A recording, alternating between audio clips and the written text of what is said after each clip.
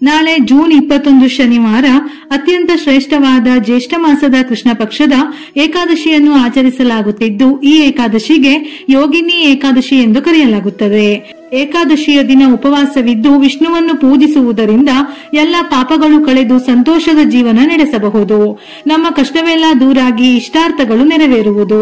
ಮರಣದ ನಂತರ ವಿಷ್ಣುವಿನ ಲೋಕಕ್ಕೆ ಹೋಗುವ ಅವಕಾಶ ಸಿಗುತ್ತದೆ ಎನ್ನುವ ನಂಬಿಕೆ ಇದೆ. ಈ ವರ್ಷ ಯೋಗಿನಿ ಏಕಾದಶಿಯನ್ನು ಕೆಲವು ಕಡೆ ಜೂನ್ 21 ಶನಿವಾರ ಹಾಗೂ ಇನ್ನೂ ಕೆಲವು ಕಡೆ ಜೂನ್ 22 ಭಾನುವಾರದ ದಿನ ಅಂದರೆ 2 ದಿನವೂ ಆಚರಿಸಲಾಗುತ್ತದೆ. ಶನಿವಾರ ವೆಂಕಟೇಶ್ವರ ಸ್ವಾಮಿಗೆ ಪ್ರಿಯವಾದ ದಿನ. ವಿಶೇಷವಾಗಿ ಶನಿವಾರದಂದು ಏಕಾದಶಿ ಬಂದಿರುವುದರಿಂದ ವೆಂಕಟೇಶ್ವರ ಸ್ವಾಮಿಯನ್ನು ಪೂಜಿಸಿದರೆ ನೀವು ಕೋಟಿ ಜನ್ಮಗಳ ಪುಣ್ಯವನ್ನು ಪಡೆದು ಅಕ್ಷಯ ಸಂಪತ್ತು ಪ್ರಾಪ್ತಿಯಾಗುತ್ತದೆ. ಏಕಾದಶಿ ತಿಥಿ ಸಮಯ ಜೂನ್ 21ರ ಬೆಳಿಗ್ಗೆ 7:18 ಪ್ರಾರಂಭವಾಗಿ ಜೂನ್ 22ರ ಮಧ್ಯಾಹ್ನ 4:27 ಮುಕ್ತಾಯವಾಗುತ್ತದೆ. ಏಕಾದಶಿ ತಿಥಿಯ ದಿನದಂದು ಉಪವಾಸವನ್ನು ಪ್ರಾರಂಭಿಸಿ ದ್ವಾದಶಿ ತಿಥಿಯ ದಿವಸ ಉಪವಾಸ ಮುಕ್ತಾಯ ಮಾಡಬೇಕು. ಸನಾತನ ಧರ್ಮದಲ್ಲಿ ಏಕಾದಶಿ ಉಪವಾಸವು ಅತ್ಯಂತ ಮಂಗಳಕರ. ಏಕಾದಶಿಯ ಉಪವಾಸವು ಹೋಮ, ಯಜ್ಞ, ಯಾಗವನ್ನು ಮಾಡಿದಷ್ಟು ಫಲವನ್ನು ನೀಡುತ್ತದೆಯಂತೆ. ಎಲ್ಲ ಪಾಪಗಳು ನಿರ್ಮೂಲನೆಯಾಗುತ್ತದೆ. ಜೀವನದಲ್ಲಿ ಸಂತೋಷ ಹಾಗೂ ಸಮೃದ್ಧಿ ಹೆಚ್ಚಾಗುತ್ತದೆ. ಯೋಗಿನಿ ಏಕಾದಶಿ ಉಪವಾಸವನ್ನು ಆಚರಿಸುವುದರಿಂದ ಸ್ವರ್ಗವು ಪ್ರಾಪ್ತಿಯಾಗುತ್ತದೆ. ಯೋಗಿನಿ ಏಕಾದಶಿಯು ಕೇವಲ ಒಂದು ಲೋಕದಲ್ಲಿ ಮಾತ್ರವಲ್ಲ, ತ್ರಿಲೋಕದಲ್ಲೂ ಕೂಡ ಪ್ರಸಿದ್ಧಿಯನ್ನು ಪಡೆದುಕೊಂಡಿದೆ. ಈ ವ್ರತವನ್ನು ಆಚರಿಸುವುದರಿಂದ ವಿಷ್ಣುವಿನ ಕೃಪೆ ಪ್ರಾಪ್ತಿಯಾಗುತ್ತದೆ. ರೋಗ ಅಥವಾ ಆರೋಗ್ಯ ಸಮಸ್ಯೆಗಳಿಂದ ಮುಕ್ತಿ ಹೊಂದಬೇಕೆಂದರೆ ಈ ಏಕಾದಶಿ ಪೂಜೆ ವಿಶೇಷ ಫಲ ನೀಡುತ್ತದೆ. ಕುಷ್ಠರೋಗ ಸೇರಿದಂತೆ ಯಾವುದೇ ಚರ್ಮ ಸಂಬಂಧಿತ ಸಮಸ್ಯೆಗಳಿಂದ ಬಳಲುತ್ತಿರುವ ಜನರು ಈ ಉಪವಾಸವನ್ನು ಆಚರಿಸುವ ಮೂಲಕ ಶುಭ ಫಲಿತಾಂಶವನ್ನು ಪಡೆಯಬಹುದು. ಈ ಉಪವಾಸವನ್ನು ಆಚರಿಸುವುದು ನಿಮ್ಮ ಜೀವನದಲ್ಲಿ ಸಂತೋಷ ಮತ್ತು ಸಮೃದ್ಧಿಯನ್ನು ಹೆಚ್ಚಿಸುತ್ತದೆ. ಈ ವ್ರತವನ್ನು ಆಚರಿಸುವುದರಿಂದ 88,000 ಬ್ರಾಹ್ಮಣರಿಗೆ ಅನ್ನದಾನ ಮಾಡಿದ ಪುಣ್ಯಕ್ಕೆ ಸಮನಾದ ಫಲ ಸಿಗುತ್ತದೆ. ಈ ವ್ರತವನ್ನು ಆಚರಿಸುವವರಿಗೆ ಮೋಕ್ಷದ ಹಾದಿ ಸುಲಭವಾಗಿ ಪ್ರಾಪ್ತವಾಗುತ್ತದೆ. ಈ ವ್ರತವನ್ನು ಆಚರಿಸುವ ವ್ಯಕ್ತಿಯು ಭೂಮಿಯ ಮೇಲೆ ಎಲ್ಲಾ ರೀತಿಯ ಸಂತೋಷವನ್ನು ಅನುಭವಿಸುತ್ತಾನೆ. ಅಷ್ಟು ಮಾತ್ರವಲ್ಲ, ಪರಲೋಕದಲ್ಲೂ ಅವನ ಸ್ಥಾನವು ಉತ್ತಮವಾಗಿರುತ್ತದೆ. ಪ್ರಾಚೀನ ಕಾಲದಲ್ಲಿ ಹೇಮ ಎಂಬ ತೋಟಗಾರನು ಅಲಕಾಪುರಿ ನಗರದಲ್ಲಿ ರಾಜ ಕುಬೇರನ ರಾಜ್ಯದಲ್ಲಿ ವಾಸಿಸುತ್ತಿದ್ದನು. ಭಗವಾನ್ ಶಂಕರನ ಪೂಜೆಗಾಗಿ ಪ್ರತಿದಿನ ಮಾನಸ ಸರೋವರದಿಂದ ಹೂವುಗಳನ್ನು ತರುವುದು ಹೇಮನ ಕೆಲಸವಾಗಿತ್ತು. ಒಂದು ದಿನ ಅವನು ತನ್ನ ಹೆಂಡತಿಯೊಂದಿಗೆ ಒಂದಿಷ್ಟು ಸಮಯ ಕಳೆಯುವುದರಲ್ಲಿ ಹೂವುಗಳನ್ನು ತರಲು ತುಂಬಾ ತಡವಾಯಿತು. ಈ ಕಾರಣದಿಂದ ಅರಮನೆಯನ್ನು ತಲುಪಲು ತಡವಾಯಿತು. ಇದರಿಂದ ಕುಪಿತನಾದ ಕುಬೇರನು ಅವನನ್ನು ಕುಷ್ಠರೋಗಿಯಾಗುವಂತೆ ಶಪಿಸಿದನು. ಶಾಪದ ಪ್ರಭಾವದಿಂದ ಹೇಮನು ಅಲ್ಲಿ ಇಲ್ಲಿ ಅಲೆದಾಡುತ್ತಾ ಒಂದು ದಿನ ಮಾರ್ಕಂಡೇಯ ಋಷಿಯ ಆಶ್ರಮವನ್ನು ತಲುಪಿದನು. ಋಷಿಯು ತನ್ನ ಯೋಗ ಬಲದಿಂದ ಅವನ ದುಃಖಕ್ಕೆ ಕಾರಣವನ್ನು ತಿಳಿದುಕೊಂಡನು. ನಂತರ ಋಷಿಯು ಹೇಮನಿಗೆ ಯೋಗಿನಿ ಏಕಾದಶಿ ದಿನದಂದು ಉಪವಾಸ ಮಾಡಲು ಹೇಳಿದನು.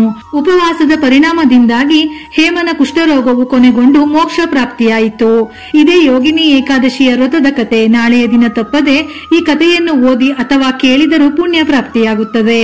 ಈ ದಿನ ಸ್ನಾನ ಮಾಡುವ ನೀರಿಗೆ 2 ತುಳಸಿ ಎಲೆಗಳನ್ನು ಬೆರೆಸಿ ಸ್ನಾನ ಮಾಡಿದರೆ ಪುಣ್ಯ ಕ್ಷೇತ್ರಗಳಲ್ಲಿ ಸ್ನಾನ ಮಾಡಿದಷ್ಟು ಪುಣ್ಯ ಸಿಗುತ್ತದೆ. ಎಲ್ಲ ಜಾತಕ ದೋಷಗಳು ನಿವಾರಣೆಯಾಗಿ ಅದೃಷ್ಟ ಲಭಿಸುತ್ತದೆ. ಈ ದಿನ ಸ್ನಾನದ ನಂತರ ಸ್ವಲ್ಪ ನೀರಿಗೆ ಗಂಗಾಜಲ, ಎಳ್ಳು, ಕುಂಕುಮ, ಅಕ್ಷತೆಯನ್ನು ಸೇರಿಸಿ ಈ ನೀರನ್ನು ದೇವರ ಮನೆಗೆ ಸಿಂಪಡಿಸಿ ಶುದ್ಧ ಮಾಡಿದ ನಂತರ ದೇವರ ಪೂಜೆಯನ್ನು ಪ್ರಾರಂಭಿಸಬೇಕು. ವಿಷ್ಣುವಿನ ವಿಗ್ರಹವಿದ್ದರೆ ಒಳ್ಳೆಯದು. ಇಲ್ಲವೆಂದಾದರೆ ವಿಷ್ಣುವಿಗೆ ಸಂಬಂಧಪಟ್ಟಂತಹ ರಾಮ, ಕೃಷ್ಣ, ಶಿವ ಯಾವುದಾದರೂ ಫೋಟೋವನ್ನು ಇಟ್ಟು ಪೂಜೆ ಮಾಡಬಹುದು.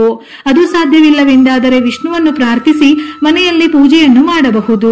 ಈ ದಿನ ವಿಷ್ಣುವಿನ ಆರಾಧನೆಯ ಜೊತೆ ತಾಯಿ ಲಕ್ಷ್ಮೀ ದೇವಿಯನ್ನು ಪೂಜಿಸುವುದು ಕೂಡ ತುಂಬಾನೇ ಮುಖ್ಯ. ಈ ಏಕಾದಶಿಯಂದು ಉಪವಾಸವನ್ನು ಆಚರಿಸಿ ಯೋಗಿನಿ ಏಕಾದಶಿಯ ವ್ರತದ ಕಥೆಯನ್ನು ಕೇಳಿದರೆ ಶುಭ ಫಲಗಳು ಪ್ರಾಪ್ತಿಯಾಗುತ್ತದೆ.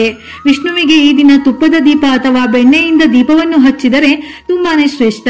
ವಿಷ್ಣುವಿನ ಪೂಜೆಗೆ ತುಳಸಿಯನ್ನು ಬಳಸಲೇಬೇಕು. ಏಕಾದಶಿಯ ದಿನ ತುಳಸಿಯನ್ನು ಕಿತ್ತರೆ ದೋಷ ಉಂಟಾಗುತ್ತದೆಯಂತೆ. ಹಾಗಾಗಿ ಏಕಾದಶಿಯ ಹಿಂದಿನ ದಿನವೇ ತುಳಸಿಯನ್ನು ಕೀಳಬೇಕು.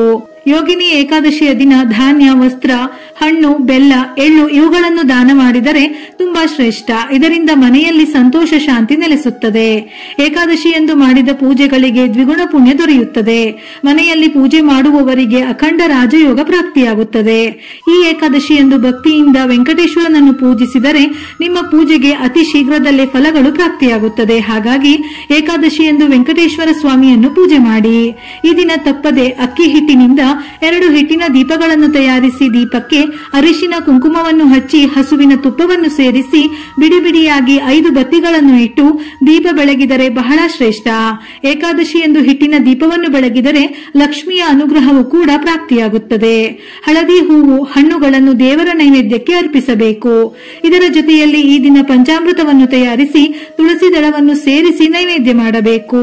ವಿಷ್ಣುವಿಗೆ ಬಾಳೆಹಣ್ಣನ್ನು ಅರ್ಪಿಸಬಹುದು.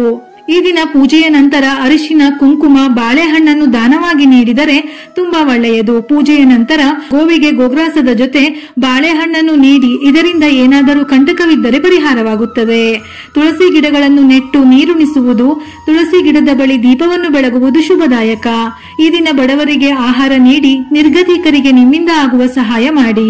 ಈ ದಿನ ಸಂಜೆ 6 ಗಂಟೆಯ ನಂತರ ಮನೆಯ ಹೊಸ್ತಿಲಿಗೆ 2 ದೀಪವನ್ನು ಬೆಳಗಿ ತುಳಸಿಯ ಬಳಿ ತುಪ್ಪದ ದೀಪವನ್ನು ಹಚ್ಚಿ 11 ಅಥವಾ 21 ಪ್ರದಕ್ಷಿಣೆಯನ್ನು ಹಾಕಿದರೆ ಲಕ್ಷ್ಮೀ ದೇವಿಯು ಸಂತುಷ್ಟಳಾಗುತ್ತಾಳೆ. ಇದರಿಂದ ಆರ್ಥಿಕ ಸಂಕಷ್ಟಗಳು ಏನಿದ್ದರೂ ನಿವಾರಣೆಯಾಗುತ್ತದೆ.